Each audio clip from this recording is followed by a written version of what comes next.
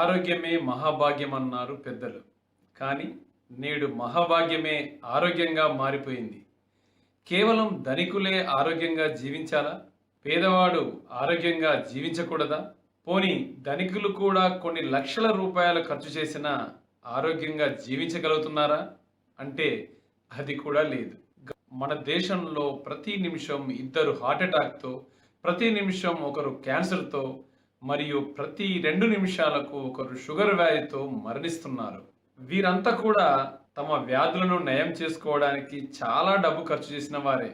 వాస్తవానికి మందులే గనక రోగాలను నయం చేయగలిగితే హాస్పిటల్లో మరణాలు ఎందుకు జరుగుతున్నాయి?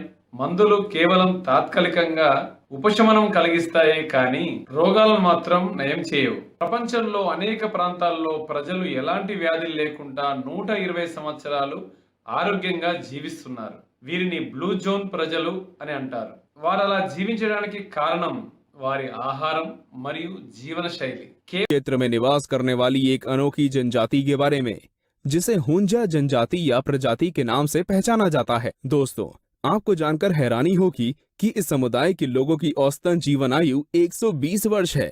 यहाँ की महिलाएं और युवतियां समूचे संसार में सबसे ज्यादा खूबसूरत मानी जाती हैं। खूबसूरती ऐसी कि देखने वालों की नजर ही ना हटे। हुंजा समुदाय की महिलाओं की प्रजनन क्षमता के विषय में ऐसा माना जाता है कि वे अपनी उम्र से 60 से लेकर 90 वर्ष तक के पड़ाव पर भी बच्चे को जन्म देती हैं। हुंजा लोगों में ये कहावत प्रचलित है कि जैसा आप खाते हैं वैसा ही आप बन जाते हैं। खाने के लिए जीने के बजाय वे जीने के लिए खाते हैं। वे दिन में 2 बार भोजन करते हैं, सुबह भरपूर नाश्ता और सूर्यास्त के बाद रात का खाना। इसके अलावा वे केवल प्राकृतिक खाद्य उत्पाद जैसे कि फल, सब्जियां, अनाज, दूध और पनीर खाते हैं। కేవలం మీ ఆహారం మార్చుకొని మీరు కూడా ఎలాంటి రోగాలనైనా నయం చేసుకొని ఆరోగ్యంగా జీవించగలరని ప్రపంచ ప్రఖ్యాత శాస్త్రవేత్తలు మరియు నోబెల్ బహుమతి పొందిన డాక్టర్లు ప్రూవ్ చేశారు కూడా. The other important point to keep in mind is eating healthy. Add more nutrition to your plate by eating a variety of fruits and vegetables, whole grains, and low-fat dairy. These are all essential components of a healthy diet that will go a long way in maintaining healthy aging. If I or some member of my family were diagnosed with cancer, what I would do is not what is traditionally done. I would not go the route of using drugs.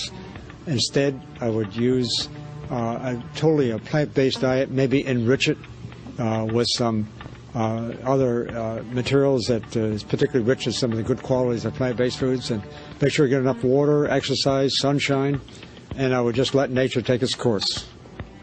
If you have a good immune system, then your body can naturally get rid of HIV. Yes. Oh, interesting.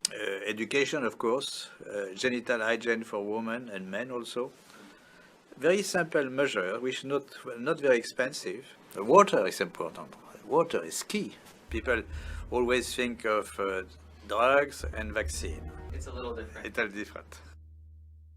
Karimnagar వాస్తవ్యులైన doctor Shahid Baig garu విదేశాల్లో nutrition మరియు chiropractic విద్యను అభ్యసించి భారతీయులకు సేవ చేయాలనే ఉద్దేశంతో భారతదేశానికి తిరిగి వచ్చి కొంతకాలం ఇండియన్ రెడ్ క్రాస్ సొసైటీలో తమ సేవలను అందించారు.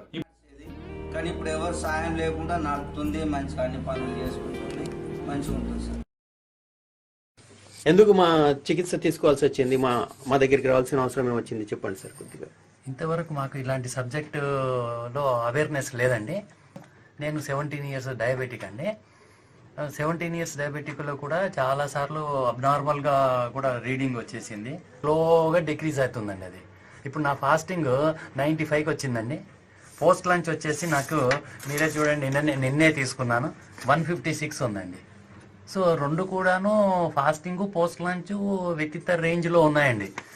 రండి, రోగాలపై యుద్ధంలో మాతో చేతులు కలిపి ఈ గ్రూప్లో జాయిన్ అవ్వండి. మీకున్న ఎలాంటి ఆరోగ్య సమస్యలైనా మాతో షేర్ చేసుకోండి. మేము మీకు మందులు లేకుండా ఎలా నయం చేసుకోవాలో చెప్తాము. ఈ వీడియోను మీ బంధుమిత్రులతో షేర్ చేయగలరని మా మనవి. ఈ వీడియో చూసినందుకు Indo American alternative medical care తరపున ప్రత్యేక ధన్యవాదాలు, నమస్కారాలు.